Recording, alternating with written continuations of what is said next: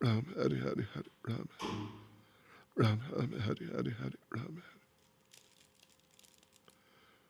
Ram Ram Hari Hari Hari Ram Ram Hari Hari Hari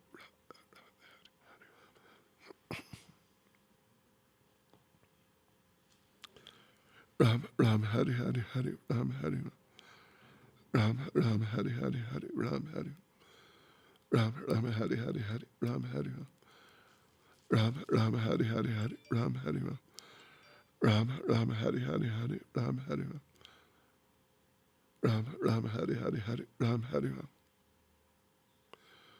Ram Ram Hari Hari Hari Ram Hari Ram Ram Hari Hari Hari Ram Hari Ram Ram Hari Hari Hari Ram Hari Ram Ram Hari Hari Hari Ram Hari Ram Ram Hari Hari Hari Ram Hari Ram Ram Hari Hari Hari Ram Hari Ram Ram Hari Hari Hari Ram Hari Ram Ram Hari Hari Hari Krishna Hari Krishna Krishna Hari Hari Hari Ram Hari Ram Ram Hari Hari Hari Krishna Hari Krishna Krishna Hari Hari Hari Ram Hari Ram Ram Hari Hari Hari Krishna Hari Krishna Krishna Hari Hari Hari Ram Hari Ram Ram Hari Hari Hari.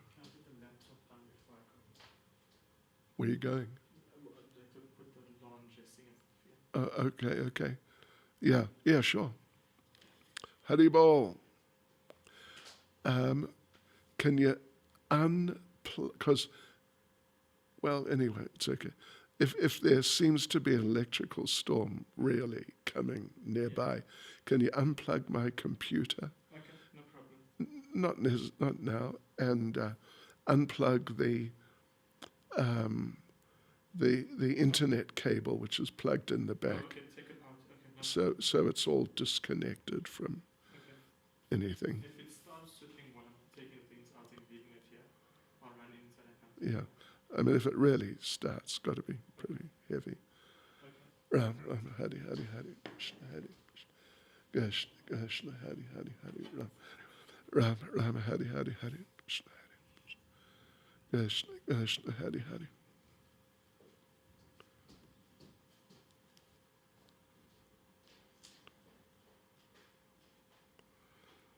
Ram Ram Ram Ram Hari Hari Hari Krishna Hari Krishna Krishna Hari Hari Hari Ram Ram Ram Hari Hari Shri Krishna Chaitanya Brahmacharya Shri Advaita Gadadhar Shastra Govardhana.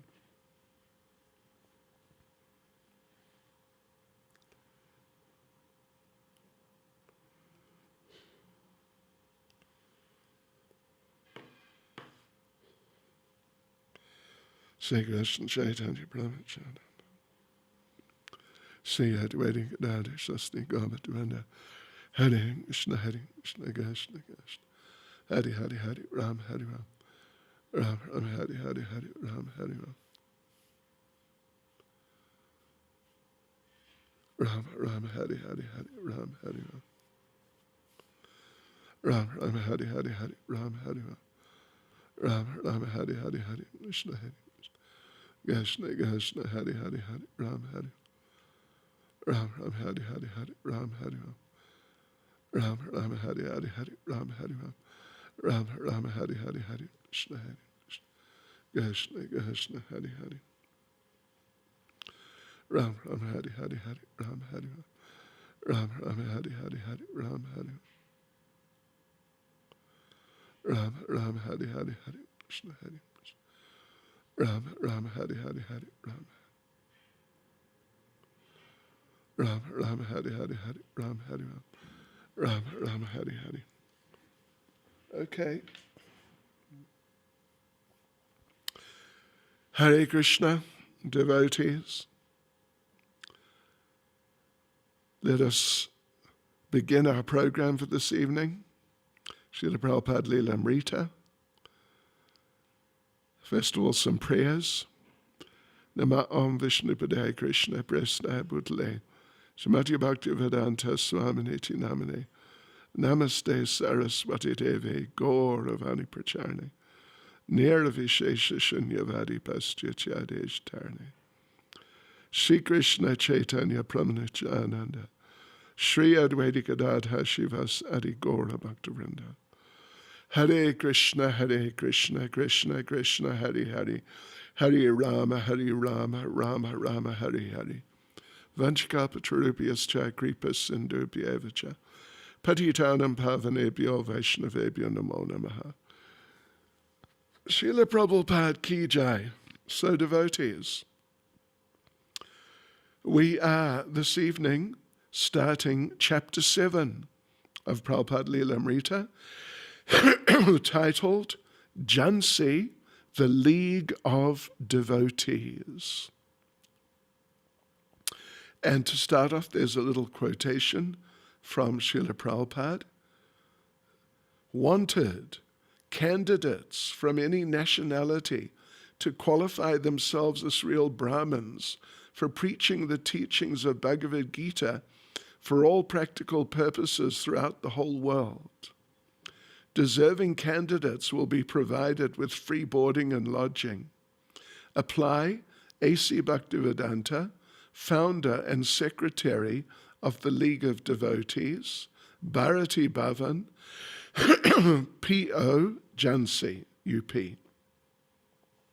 Abhay Charan Day. It was another 12-hour ride with dozens of stops, the trains rattling and clattering, and its rocking from side to side made writing difficult. But Abhay, crowded on the wooden bench with other third-class passengers, kept writing. Within the dingy compartment, passengers eyed one another complacently, and soot and dust blew in the open windows as the train sped along. Outside, past the monotonous embankment of loose stones, bright violet trumpet flowers bloomed on tall stalks in the shallow trackside ditches. Water buffalo and oxen grazed in the distance, or sometimes pulled a plough before a solitary farmer. Abhay was going to Jhansi, not for business, but for preaching. 1 month before, in October of 1952, when Abhay had visited Jhansi on business, Mr. Dubey, a customer and the owner of a Jhansi hospital, had invited him to lecture at the Gita Mandir.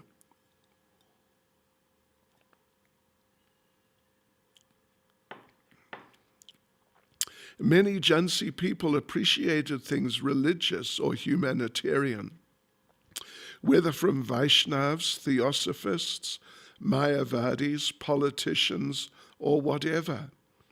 They regarded almost any path as dharma, as long as it showed some edifying piety or tended towards the public welfare. Mr. Dubey had read with interest several issues of Back to Godhead, and had therefore requested Abhay to speak. Abhay had been eager, and he found keen interest amongst the audience of more than 100 people, many of them young medical students and graduates from the local Ayurvedic college. Abhay was 56, and his commanding presentation of Krishna consciousness had impressed the young, religious-minded people of Jhansi. 25-year-old Prabhakar Mishra, principal of the Vedanta Sanskrit College and head medical officer of the Jhansi Ayurvedic University, saw that Abhay was very forceful in his desire to spread Krishna consciousness. Dr. Mishra regarded him as a kind of guru, although dressed in white. Here is a humble person, he thought, a real sadhu.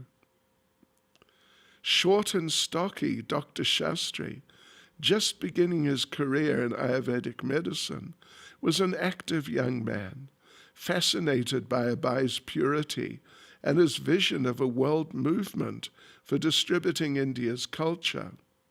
Older men, like tall, suave Ramcharan Haiharan Mitra, a utensil shopkeeper who wrote poetry and wore a white Nehru cap, also wanted to learn more about Lord Chaitanya from Abai. Dr. Malik, who was the Gita Mandir secretary, and Dr. Siddhi from the university, along with their wives, had sincerely approached Abai after his talk and asked him please to visit Jhansi again. Abai had come to them not as a pharmaceutical salesman or as a man with family concerns, but purely as a devotee of Lord Chaitanya Mahaprabhu. Although the specific applications of Krishna consciousness as given by Srila Bhaktisiddhanta Saraswati were new to his audience, these teachings had interested them, and the more Abai had expressed these teachings and spoken of his ambitions for spreading Krishna's message, the more his hearers had encouraged him. Several of them had suggested he conduct his mission in Jhansi, and they had promised to help him. Dr. Shastri had even invited Abai to come live with him.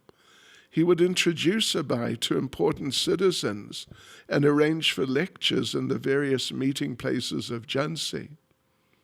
After staying for 10 days, Abai had returned to Allahabad. But remembering Jhansi, he'd been unable to concentrate on his business. Something more important was on his mind, the need for an association of devotees propagating the teachings and practices of Krishna consciousness worldwide. With the Gaudiya Mat now broken into permanent schisms, his godbrothers conducting their own private ashrams in separate locales, apparently impervious to any reconciliations, something would have to be done if the overwhelming atmosphere of godlessness were to be corrected. There must emerge, as Srila Bhaktisiddhanta Saraswati had envisioned, a league of preachers with activities worldwide. The nations of the world had sought unity through the League of Nations, and recently through the United Nations.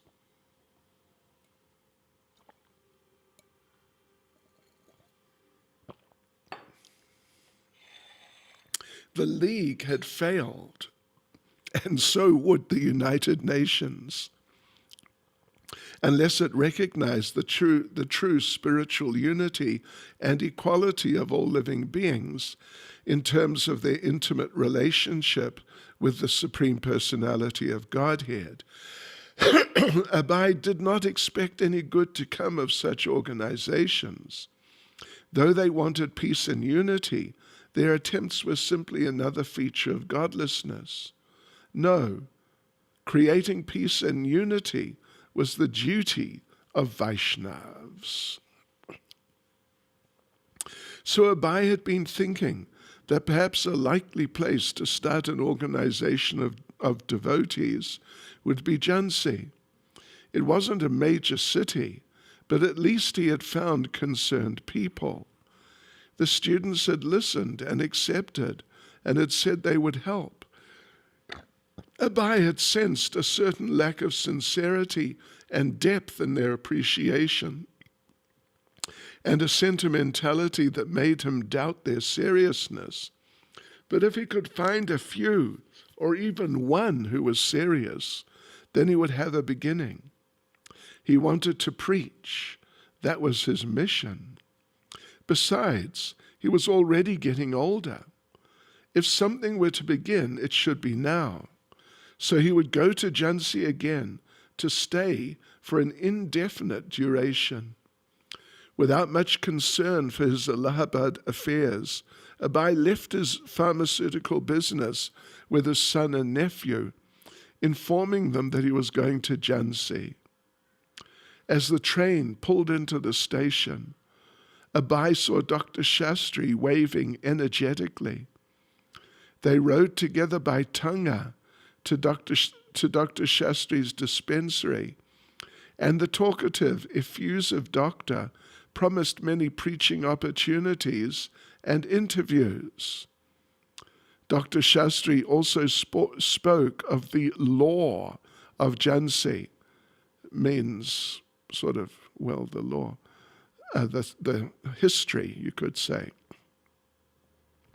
The site of the present city had formerly been a part of the forest in which Lord Ramachandra had practiced austerities many thousands of years ago. The Pandavas had lived here during the exile, and since then many great Vedic sages had had their hermitages in the area. Jhansi had also been the home of an Indian heroine, Lakshmi Bai, who in the mid-19th century had taken part in starting the Indian independence movement against the British regime. Statues and pictures of Lakshmi Bai riding a horse and holding a sword in her upraised hand were displayed throughout the town. But the Jhansi of 1952 was a crowded, poor city with dirt streets and minimal technological amenities. Dr. Shastri lived alone in a 2-story rented building in Jhansi's Sipri Bazaar. On the first floor he had his clinic, and upstairs his one-room residence, which he had offered to share with a Bai. The young but influential doctor was a good person to introduce a Bai to receptive citizens of Jhansi, and he was eager to do so. Outgoing and energetic, he moved easily amongst the people of his town. He was respectful towards a Bai who was twice his age and whom he appreciated as being firmly fixed in the Vaishnava philosophy and way of life. Dr. Shastri saw it as his duty to help a Bai, and he gladly introduced a Bai to others and arranged for lectures. A Bai and Dr. Shastri would cook and eat together like family members. A Bai revealed his idea for a League of Devotees, an organization with worldwide scope, but based in Jhansi. The citizens of Jhansi, he said, should all take part in helping spread Lord Krishna's mission. Lord Chaitanya had said that Indians have a special responsibility to distribute God consciousness, both in India and around the world. Dr. Shastri, in his heart, always it was burning that the whole world was suffering in the materialistic view. Everyone is busy and eat, drink, and be merry. So the whole day he was touring and preaching his mission that was prescribed by Chaitanya Mahaprabhu and his Guru Maharaj. He was even having iron-will determination and self-confidence about his mission. He was not doubtful at all. He was Dridhavrata, staunchly determined. Actually, he was always preaching, Harir Nam, Harir Nam, Hari Nam Eva Kevalam, Kalo Nastyeva Nastyeva Nastyeva Gatiranyata. No other way except Hare Krishna Nam. So always discussing. Sometimes the whole night he was discussing with me. And sometimes I was fed up. I was requesting, please don't disturb me. Please let me sleep. And he, the old man, missionary worker, he was just like a young man. I was a young chap, and he was just like my friend, my elder brother. He was like my guide and teacher, because the preacher is a friend, philosopher, and guide. He was always trying to create a good atmosphere through Srimad Bhagavatam and Bhagavad Gita. The whole Bhagavad Gita was his practical life. His mission was not a mission of preaching only, but of practical action. He was also trying to catch me for this mission, and I would try to slip away. I did not think that he would do any miracle for spiritual revolution of the world, although that is what he urged us." Unquote. While Dr. Shastri tended his clinic, Abai sat and spoke with patients, occasionally recommending medicines, but mostly preaching. For now he was content to live and preach in Jhansi.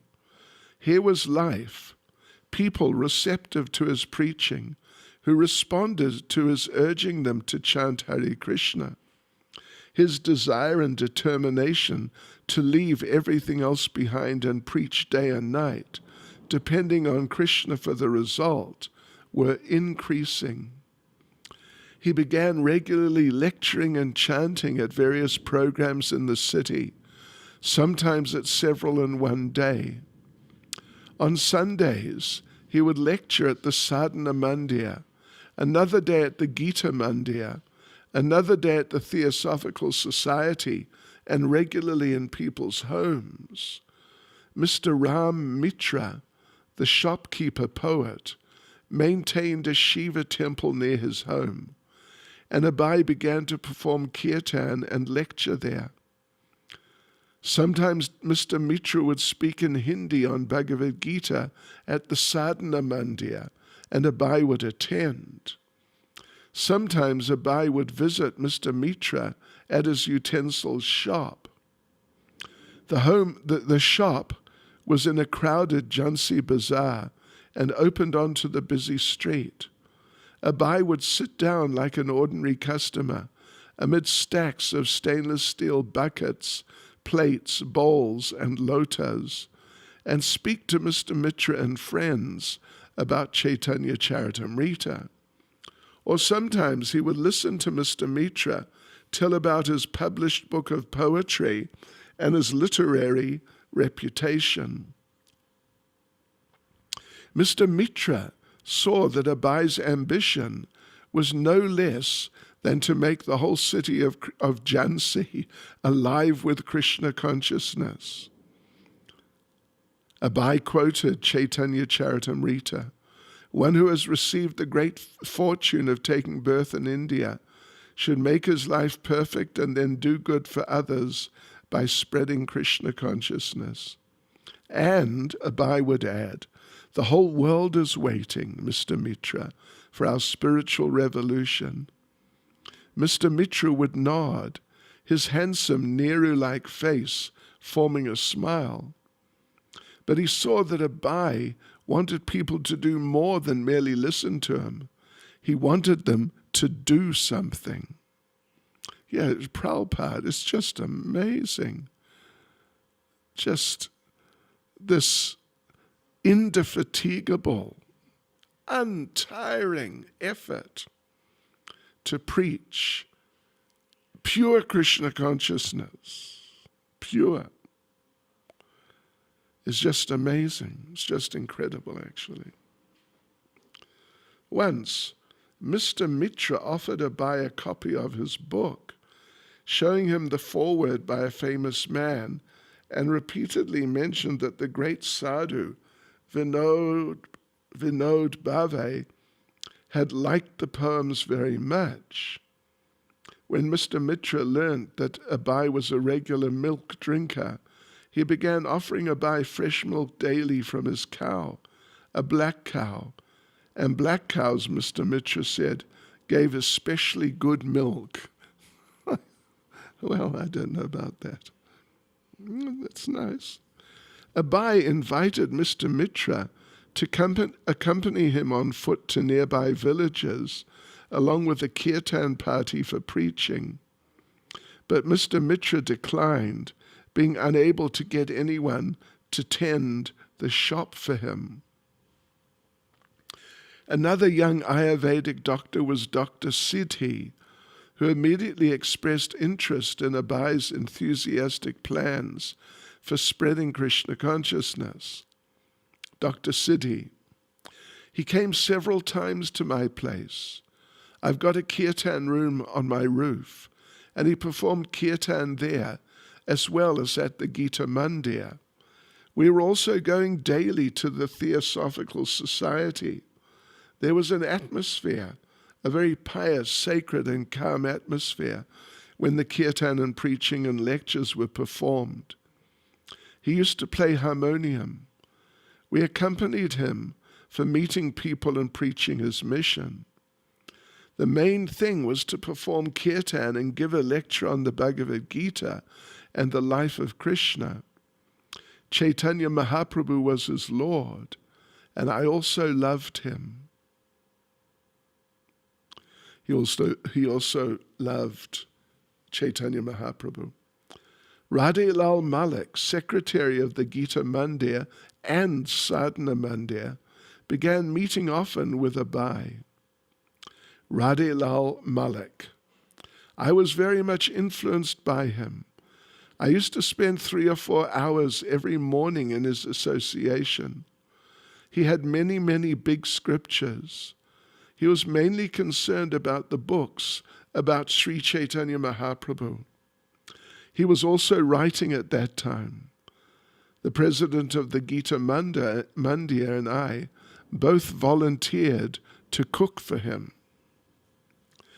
It was during a morning walk with Radha Lal Malik that Abai first spotted the Bharati Bhavan, a picturesque temple complex across the large Antia pond. The neighborhood, known as Antia Tal, was quiet and sparsely populated, but it was near Sipri Road, the main thoroughfare between downtown Jhansi and Sipri Bazaar. Abai inquired from Mr. Malik about the temple, and together they turned from the main road and walked down a sloping footpath that led through the main gates of the compound. There they found several secluded acres, nestled within a grove of neem and mango trees. The main structure was the Radha Memorial. It was small like a chapel, but its proportions were stout and bold. Sitting on an octagonal stone base, it rose on 8 ornate pillars of red and white chipped marble to a stone dome on top. 2 elephants bearing the goddess of fortune, Lakshmi, on their upraised trunks, decorated the entrance. Concrete bunting and striped patterns of red, green, and blue added to the decorative yet massive effect. The entrance was marked with the words Radha Smarak, carved in Hindi script, and above it the English translation, Radha Memorial.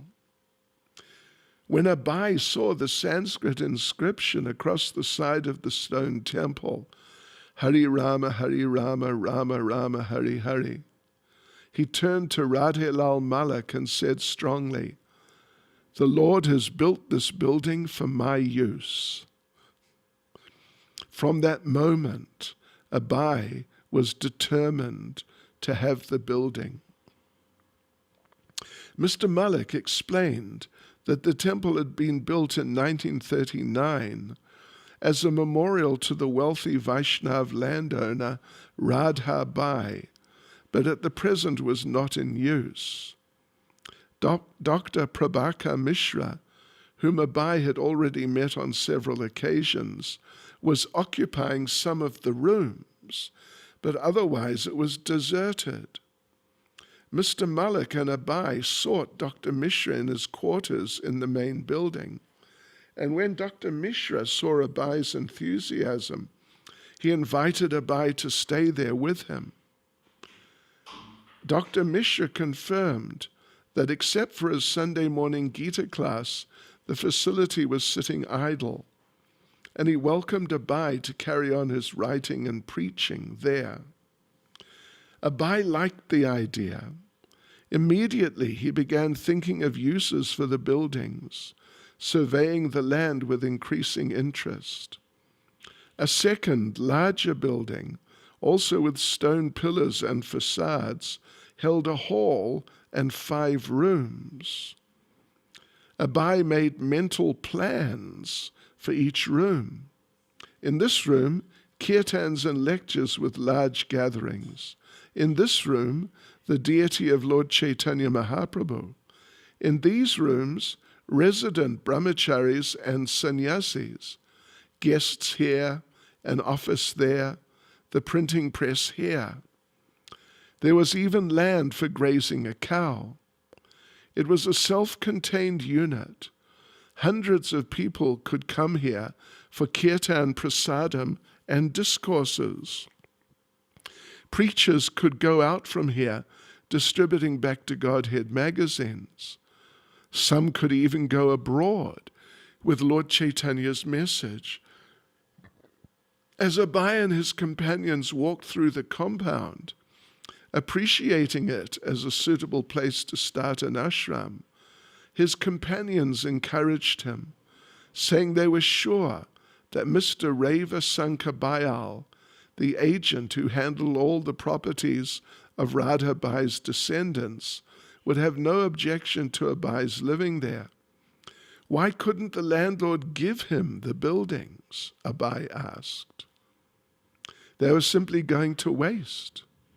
If it were actually to be a memorial to Radha, it should be used in Krishna's service, since Krishna is Radha's worshipable Lord. Abai was determined, and his friends agreed to help him. First they met with Mr. Ram Mitra, who said that he was such a close friend of Mr. Bayal's that Mr. Bayal would probably give the place simply at his request. Dr. Shastri said that he also wanted to go to impress upon Mr. Bayal how much the people of Jhansi wanted Abai to have this place. When Reva Sankar Bayal met with his friend Ram Mitra, also present were Abai, Dr. Shastri, Radhilal Malik, Prabhakar Mishra, and Suryamukhi Sharma, a young, educated Jhansi woman. They presented the case from several angles, and Mr. Bayal listened. He agreed that he wasn't using the place at present, and this seemed to be a good cause. He agreed to let Abai use the facilities for his League of Devotees for as long as he liked. And at Abai's request, he agreed to become a member of the League. They shook hands. On behalf of the estate, Mr. Bayal presented the Bharati Bhavan properties in charity to Abai Charan Day and the League of Devotees. Well, okay.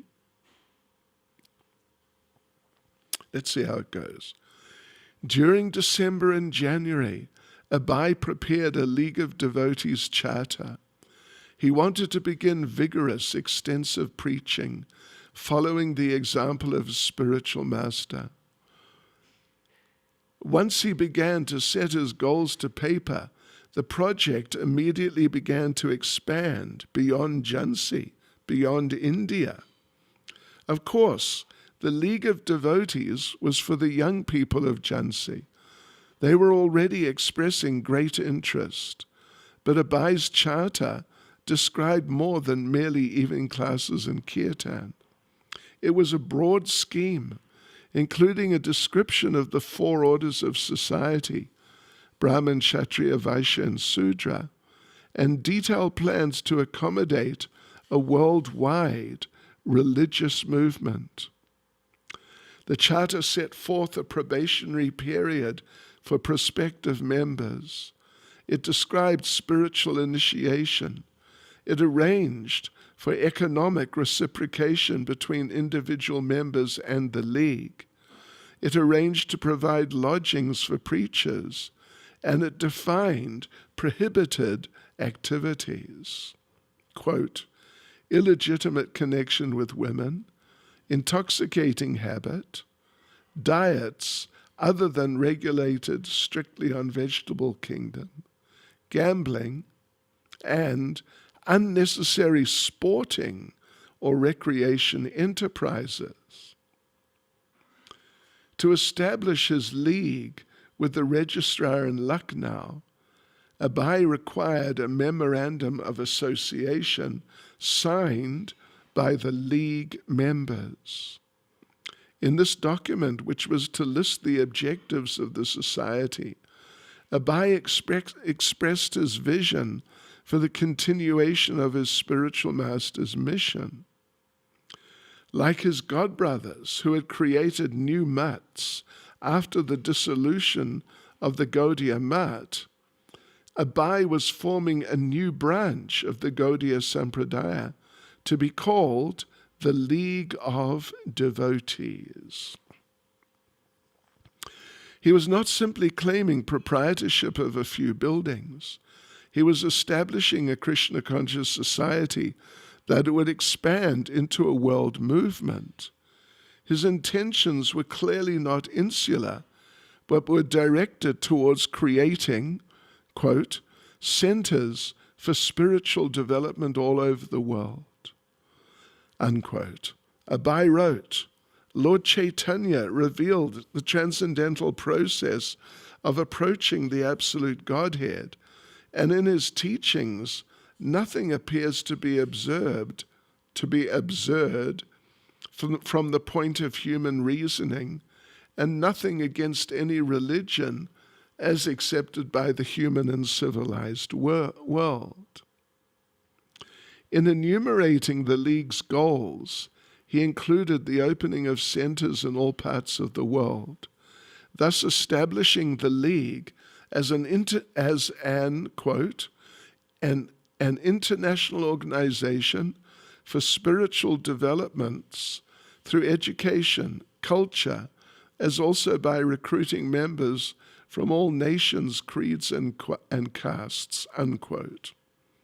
The League would publish literature in many languages and print a monthly magazine, Back to Godhead. Abai obtained the necessary signatures for his Memorandum of Association. He then took the train to Lucknow, and on February the 4th, paid the deposit of 50 rupees and filed his application. He returned to Jhansi. In his room in the Radha Memorial, Abai would rise daily at 4 a.m. and arouse his young neighbor, Prabhupada Mishra. From 4 to 5, Abai would write. At 5, he would walk in the Antietal area. At 5:30, bathe, and then chant Hare Krishna on his beads until 7, when he would hold a class on the Chaitanya Charitamrita or Srimad Bhagavatam, although Prabhupada Mishra was usually the only listener. At 8, he would return to his literary work, typing until after 10, when he would begin to prepare a meal. In the afternoon, he would often go around Jhansi, meeting people and preaching, looking for anyone willing to take part in the League of Devotees. In the early evenings, he would write until 7, when he would prepare for the kirtan and lecture he would hold at one of various places in the city, depending on where he was invited. Although Abai had no money for continuing Back to Godhead, a well-established part of his preaching was to write essays, regardless of whether they were to be immediately published or not. He wrote a long essay, some 24,000 words, entitled Message of Godhead. He also wrote a series of chapters propounding the teachings of Bhagavad Gita, especially as they applied to world problems, and Science of Devotion, a summary study of Rupa Goswami's Bhakti Rasamrita Sindhu. On May the 16th, 1953, Abai held a grand opening celebration for the League of Devotees with continuous readings, kirtan, and prasadam distribution from early morning until night. The buildings were decorated with leaves, flowers, and many earthen water pots. In the evening, when attendance was the greatest, Abai lectured from the 9th chapter of Bhagavad Gita on Raja Guhya Yoga. Prabhupada Mishra conducted a fire sacrifice, and several Brahmins chanted mantras from Brahma Samhita. Guests received a 16-page prospectus containing Abai's essay on the need for the League and an excerpt from the Charter explaining its goals.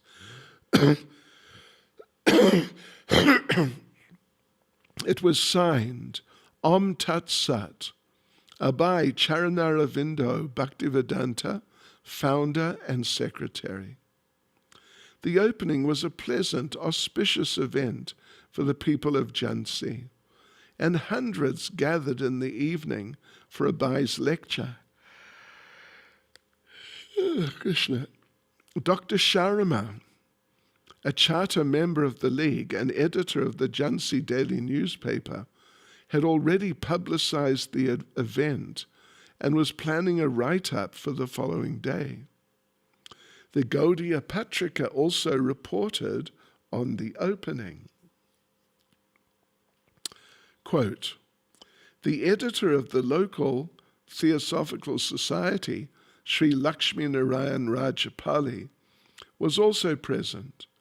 Although he holds different philosophical opinions from Bhaktivedanta Prabhu, he is very sympathetic with this movement. In the assembly, there were many people worth mentioning. The inauguration and establishing of the deities will be done soon. The assembly will request Rajapati Sri K.M. Munshi to perform the inauguration ceremony. Their centre has been registered by the Society's Registration Act. Sri Bharati Bhavan is the name of the League's building, in which they have a lecture hall and a temple that resembles a palace. The assembly has many activities at the centre, and there are also facilities for members to live there. Abai felt confident that the Bharati Bhavan would now be established and recognized as the home of the League of Devotees. He was happy to see that the opening day was not merely his private affair, but an event celebrated by the most important citizens of Jhansi. His past life was seeming further and further behind him each day. But one day, after he'd been in Jhansi about 6 months, a telegram arrived bringing a startling reminder of his past connections. His business in Allahabad had been burglarized. His servants had stolen all his money and medicine and anything else of value. It had been a loss of 7,000 rupees. Abai read the news, laughed, and uttered the Bhagavatam verse. Yasyaham anugrinami, harishye taddanam shanai, tatodanam chajant yasya, swajana dukkhadukitam. Prabhupada Mishra advised Abai to go back to Allahabad to recover what he could. No, Abai said, this is good for me. I was sad, but now one great attachment has come to an end, and my life is fully surrendered and dedicated to Shri Radha Madhava. Abai's son, Vrindavan, soon arrived in Jhansi, requesting Abai to come to Calcutta to revive the business Abai Charan Dey and Sons. As they sat together in Abai's room at the Radha Memorial, Abai explained that he could not go back. He requested Vrindavan to stay and assist him by doing typewriting, but Vrindavan returned to Calcutta. Wow, just amazing. The dedication. From his first meeting with Prabhaka, Abai had urged the younger, educated man to take part in the League of Devotees as a full-time assistant. Although as lecturer and medical officer, Prabhaka had many duties at the university, he helped as much as he felt he could.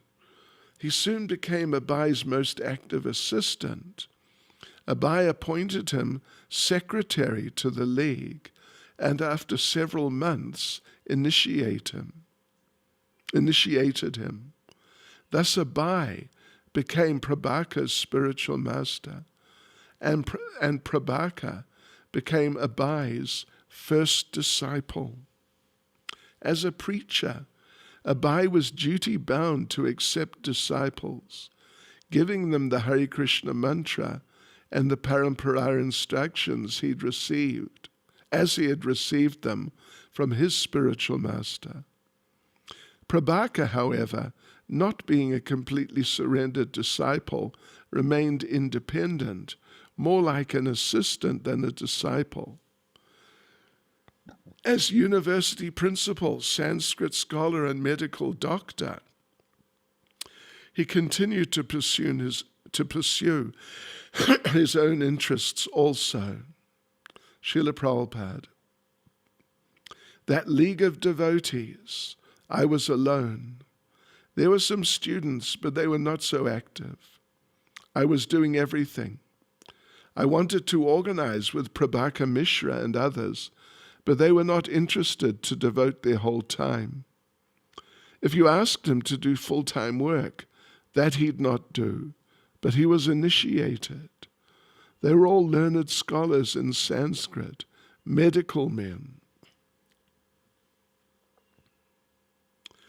Thus, when the Gaudiya Patrika had reported the opening day ceremonies, it had referred to Prabhaka in honorable terms as Abai's partner in the League of Devotees, although he was actually Srila Bhaktivedanta initiated disciple. Quote, Bhaktivedanta Prabhu summoned the service of the Honorable Acharya Srimad Prabhaka Mishra Shastri, Kavya poetry, Vyakaran grammar, Vedanta philosophy, Tirtha, BCaiS MSA to perform the sacrifice. Wow. What a string of qualifications. He is the principal of a college in which the Vedas and Vedangas are taught and degrees are given. He is also the assistant manager of the League of Devotees, unquote. According to time and circumstances, Abai was engaging this young man in devotional service. Abai was interested not in collecting disciples, but in establishing the League of Devotees, and for that he needed assistance. Prabhaka Mishra. When I first met Swamiji, he said to me, "You're a Brahmin and a Prabhaka, and you're eating in a restaurant? You come with me. I will feed you myself, and I shall cook." So we would prepare prasadam, and offering it to the Lord, we would take Bhagavat prasadam together. In this way, by his mercy, I got the chance to take prasadam. He also said to me, "You become keshahin," shaven. So I went with shaven head to the college where I taught, and everyone laughed at me. When I told Swamiji the situation, he said, "Since you're a medical officer, you can grow out your hair." Then I took Diksha. Swamiji gave me my name, Acharya Prabhaka. My original name was Prabhaka Mishra, so he said, "You don't write the Mishra, you are Acharya Prabhaka." He gave me the name and offered me a tulsi mala and put tilak on my forehead and tied a kanti mala around my neck. He had registered the foundation of the League of Devotees, and he appointed me as its secretary for preaching throughout the world. We used to go to the villages for Sankirtan and Bhagavad Gita Katha continuously. Abai started a Sankirtan movement in Jhansi. At first, accompanied only by Acharya Prabhaka, he used to walk about the neighborhood of Nebasti, chanting Hare Krishna. As he continued this practice, his group gradually increased until 50 people were gathering regularly to go out on parikrama, chant together, and visit temples. Afterwards, they would gather at the Radha Memorial for an evening lecture. When Abai would go to preach in the nearby villages, he would usually be accompanied by whatever league members were free. Once he went with Acharya Prabhaka on Padayatra, traveling on foot and preaching, to Chirgaon, some 20 miles from Jhansi. In Chirgaon, there lived a nationally known poet, Maithili Saran Gupta, who received Abai and his disciple at his home for dinner. Abai told his host that since he was an accomplished poet, he should write something glorifying Krishna, and the poet agreed. After preaching in Chirgaon, Abai and Prabhaka returned to Jhansi, spending one day in each of 5 villages along the way. At night the villagers would gather and Abai would lead kirtan. He explained to Prabhaka that although most of these simple villages were not scholars in Bhagavad Gita or Bhagavatam, they would achieve the highest spiritual benefit simply by kirtan. Abai was well received by the villagers, who begged him to return soon, but to give them notice next time so they could prepare a proper reception. While preaching locally, Abai was simultaneously working to give an international scope to his League of Devotees. He wrote to government agencies asking them to help him expand his genuine educational project. And he also tried to recruit preachers from amongst his friends. He wrote to his old college classmate, Rupen Mitra in Calcutta, inviting him to join in worldwide missionary activities. Quote, "My mission desires to train up 40 trainees, and I've asked help from the government for this useful educational purpose. I want that you may be one of the trainees in this regard, and you can ask Kartik Dada to join us in that spirit. You'll know from the papers sent to you how we live and what we do, and thus you can make up your mind whether it's possible for you to join us. The first thing is that we want to train up some retired men in the Vanaprastha life and some young men in the Brahmacharya life. I have no inclination for the sannyas life." Well, that's Prabhupada. "I have no inclination for the sannyas life, which is rather a difficult job for the fallen people of this age. The so-called sannyasis in red garments have spoiled the good name of such order of life." Abai also asked Rupen, "Kindly let me know the charges of this advertisement in the English and vernacular papers of Calcutta." So this is the advertisement. Educational, wanted, candidates from any nationality to qualify themselves as real Brahmins for preaching the teachings of Bhagavad Gita for all practical purposes throughout the whole world. Deserving candidates will be provided with free boarding and lodging. Apply. A.C. Bhaktivedanta, founder and secretary of the League of Devotees, Bharati Bhawan, Post Office, Jhansi, UP. Hare Krishna.